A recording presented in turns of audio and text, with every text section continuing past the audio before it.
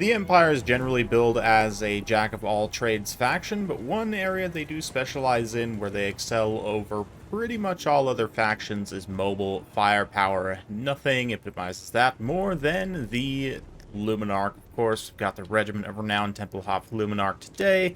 In this replay from Holy Spanner, he's got lots of mobile firepower with some more wagons, of course, quite tanky, pretty much ubiquitous across all Empire builds these days. You will see them in pretty much every match, and of course they have plenty of capacity to stay alive with their mobility and their decent damage. It's not crazy burst, but they have a lot of ammunition and can provide quite a bit of damage over a long match. You've also got grenade launchers, another signature Empire mobile boom unit.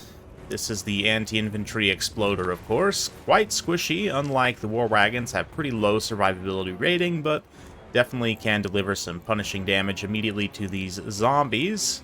Marcus, of course, not insanely mobile, but is basically a walking artillery piece in and of himself. We've got Empire Knights to support them, Sterling's Revenge, Lore of Fire, Bright Wizard, some Empire Knights over here as well, Swordsmen, Halberdiers, and Spearmen mixed.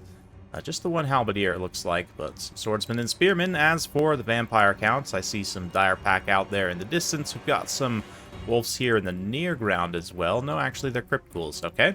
And then some Vargheists up in the air. We've got a Strigoi Vampire Lord, some Cryptors here in the back, Blood Knights hanging well back away from the Empire's range right now. The Vampire Counts player doing a great job screening with the zombies up front. He's got a Necromancer and an Unholy Lodestone Corpse cart as well. Looks like, yeah, both of them, in fact, Unholy Lodestones, so plenty of passive healing and support for the Vampire front line as they get kited around here a little bit. So yeah, some nice screening so far with the zombies. He's keeping most of his high-value targets away, but still looking for potential envelopment here. I would like to see the Vampire Counts player maybe get the bats involved with this as well, maybe fly up and around, and especially try and get on some of these Outriders, but it's already starting to close the door with these Vargheists here and the Strigoi Lords, so Empire forces are going to have to run back in a hurry. Dire Pack do manage to get a hold of the War Wagons a bit, but War Wagons' high mass allows them to just kind of push through. Marcus does have to use a net there, though, as the Vargheists are about to drop and do quite a bit of damage to the War Wagons. Again, War Wagons can pull through a lot of different targets. I don't know if there are actually enough Vargheists here to fully lock them in place, but certainly that armor-piercing damage would be quite effective, but Return Fire does some decent damage. The War Wagons getting some good volleys there. And the Templehof looks like it's queuing up for a shot. The Luminarchs are quite strong, but they're a little bit finicky to use in practice sometimes. So far, it doesn't look like it's gotten a lot of damage in. Yeah, it's taken one shot, and it was a miss. So, not the best, but the Empire player here kind of forms up a little defensive position to fall back to with all their mobile forces, but before the engagement has even started, it's taken out a significant portion of these zombies here, which tactically is definitely something you need to do, even if it's not the most valuable play. It's strictly on gold value. He's also doing some really nice damage to these Vargheists as well with the War Wagons, which is a very good value play, actually. And of course, keeping the Templehof alive is going to be a big priority, and that's the main reason why it's risky. Generally, Empire mobile units are pretty terrible in melee. War Wagons are not functional chariots, really. I mean, they have mass and armor, which gives them the best survivability. Same can't necessarily be said of the Templehof. Only has 60 armor and 50 speed, so not as fast as the War Wagons. And I don't know about its mass profile as well, but it's not, I'd imagine, great. So, yeah, Templehof and just in general, the Luminarchs are quite vulnerable. But let's see here. Right now, conserving their ammunition.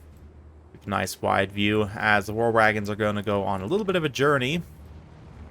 Vampire player here trying to decide how to react. Is not sure exactly how to proceed, but the zombies are just getting exploded by these Outriders, which is totally fine. The Cryptors now and the Blood Knights coming over to try and support. The War Wagons here getting a little bit far out of position.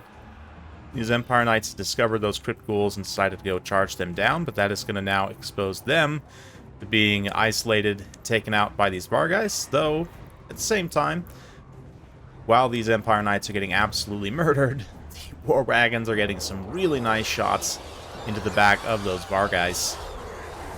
So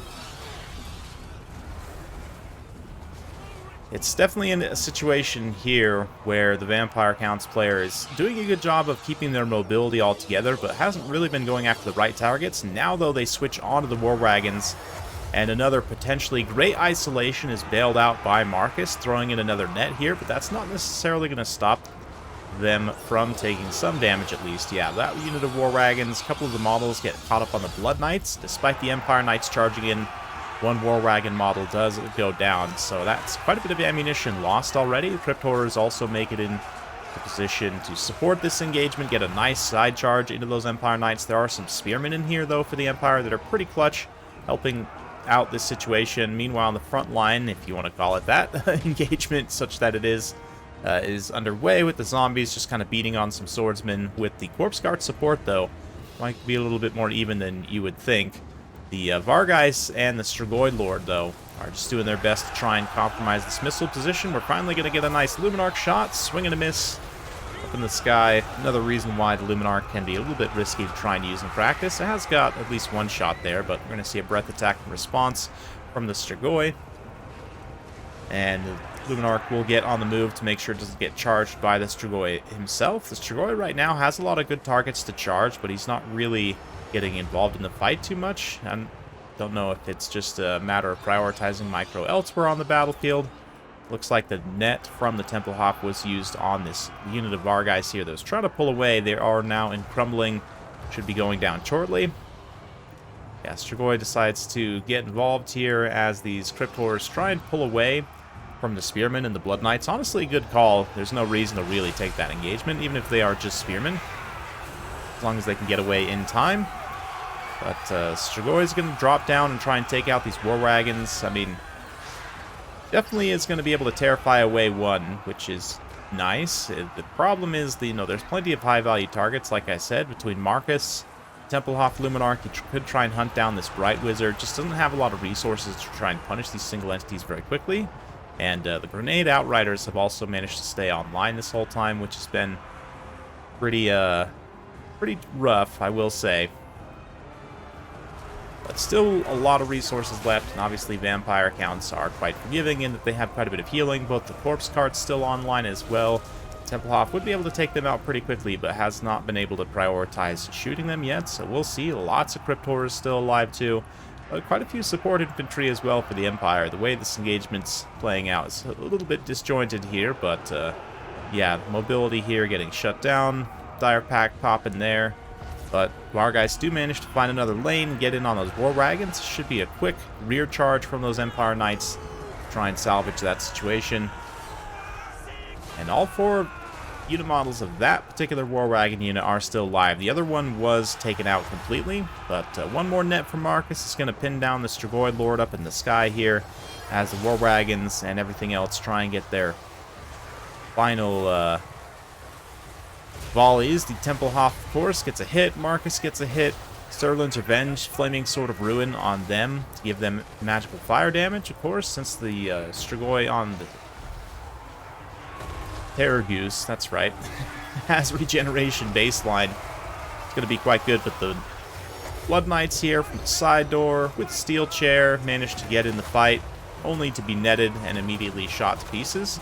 The explosion damage is not going to do too much because of their armor from the Outriders there, but it's definitely contributing. Sterling's Revenge also have been super clutch here with their armor-piercing, short-range shooting attacks, but it looks like their time might be coming as the Crypt Horrors start to collapse them. Importantly, though, the Tempelhof Luminarch was able to get away, and even more importantly than that, the Strigoi is finally worn down and into crumbling, even though it will take some time for him to fully meet his demise. See the Blood Knights trying to rush to his aid there, and he's trying to snipe Marcus, but honestly, Tempelhof Luminarch's probably going to be a better choice than Marcus for sniping. I don't know. The Strigoi, because he's an anti-large character, is just, I don't know. Terror Geists are not great at killing infantry characters, in my experience. I mean, he even has decent melee attack and weapon strength overall, but it's still just not necessarily ideal. So Holy Spanner manages to take out a nice kind of kitey missile win there. Ultimately, the Tempelhof Luminarch didn't actually do all that much. The heavy lifting was, in fact, done by some other units. 400 kills on these grenade outriders. I thought the Vampire Counts player might try and prioritize them a little bit more, and he almost had a good jump on them on that initial kind of run there, but super clutch net from Marcus, and then just the sort of lack of follow-up, I guess. Yeah, these Vargeist, even though they did survived for quite a long time, they didn't end up getting all that much value. The Blood Knights, on the other hand, definitely did. Vargeists are an interesting one in this matchup because of their low armor. They're pretty vulnerable to pistol-type units like Pistoliers or Free Company, but yeah, I mean, they can be quite effective as well at helping support cavalry engagements, so I kind of get why you would take them. The Crypt Horrors are decent, but they got some good engagements in some certain circumstances, but just overall a little bit far out of position from where they needed to be, and the screening with the zombies initially was pretty good, but the Grenade Outriders were able to punish that quite heavily. Sirloin's Avenge also get an insane amount of value. They end up kind of being the heavy carry here for the most part in that close range engagement. Not that the War Wagons didn't contribute, they definitely did, and you know, their two values average out to paying for themselves. One Empire Knight also gets some pretty nice value as well, and then the anti-large infantry just supporting where they need to. Basically gets the job done. Yeah, Marcus also 2,000 value on him. Nothing to be sneezed at there, especially given how cheap he is. And yeah, I mean, the Blood Knights is definitely the bright spot here, and I do think on that note, there's a few things to say about the Vampire Count's Kite, or against Empire Kite specifically. Empire does have a decent amount of magic damage, but that's not to say that Ghost units can't be effective here, and especially with them having Frostbite. We go ahead and take a look at the Vampire Counts. Yeah, Hex Wraiths, I mean, they are quite expensive, but obviously with Frostbite now on the basic ones, you don't even necessarily have to pay for the full-on Chill Guys. You can. They have the additional Chilling Aura, which will allow you to effectively catch a lot of things, but they are pretty expensive. That said, I don't know, against the Empire, given how much shooting they have, I don't know that I would necessarily go with, I mean, the Blood Dragon is the most obvious choice in every matchup, and is obviously going to be quite strong here as well, regardless on what mount you take him on. But in general, I would say the Vampire Cavalry tends to trade extremely cost-effectively with the Empire Cavalry. Even Demigryph Knights with Halberds will often struggle against, like, you know, Skeleton Spears, plus even Black Knights, or you know, obviously Blood Knights, especially with healing, can trade quite well. So, yeah, I would probably go, and granted, I am pretty biased towards heavy cavalry, I'll admit that, and just cavalry in general, but I'd probably go with a fairly cav-centric build in this matchup. Even something like this is not a bad start, honestly. You'd need to find some points to take an actual Lord, but, you know, you can definitely come in here, and I don't even know. This might be too much on Hex Race, although 2 Hex Races, especially if they're on different sides of the battlefield, is going to provide a lot of pressure and assurance against Kite. You'll be able to catch War Wagons and other units quite easily with them because they're 94 speed, slow them down so other units can help out, and then just reap that value, of course, with armor-piercing damage, pure armor-piercing damage of 42. They should tear apart War Wagons in a big hurry, so yeah, I might go with something like this, and then a relatively cheap Lord. Might be somewhat snipeable if they take somebody like Karl Franz, but that's okay. We'll go ahead and grab Kemmler in here because he's fairly cheap, and he can get Krell to try and protect himself a little bit. Of course, we'll need some Raised Dead here. You could take him on a mount as well to give him some extra survivability. Chaos Tombblade is a must. Book of Mists and Shadows, again, for extra survivability, just in this build straight up. And then with the extra 200 points, maybe I'll come in here and upgrade these Skeleton Warriors. I do have a hatred of Vampire Counts, but I will admit also that Bone Tonia can be quite enjoyable to play, so something like this, you're going to have to watch out for the Luminarch definitely on these characters, but I don't know. The Luminarch in general, if you have the tools to stop it, is not particularly dangerous. You could even on this build too, if I just want to make one more tweak, and I know I'm going a little bit long on this, but I haven't done this in a while, and I'm trying to get, I'll admit, I haven't been playing a lot lately because I've been busy planning my wedding and doing some other stuff, so yeah, something like this. Honestly, with a little bit more mobility, maybe you want to take some bats. We're like 50 points off from the second bat. Maybe I can come in here and find something to cut. I didn't even take Master of the dead here. What if I do that? Nope, not quite. Anyway, no, actually, yeah, no, that does work. It'd be nice to have Undeath Resurgent, but it's not particularly necessary, I don't think. So that would probably be pretty decent, and it's a fun Bone Tonia build. Doesn't rely on some big, nasty flying lord. Instead, the power's all in the cavalry. I don't know if this would actually work. You guys let me know what you think in the comments down below. Maybe it's too much. Maybe you actually trade these skeletons out for something else, but that's it for me today. Hopefully you enjoyed. If you like this sort of content, be sure to like, subscribe, hit that bell notification button. Every time I upload a new video, you'll be notified. Thanks again. We'll see you next time.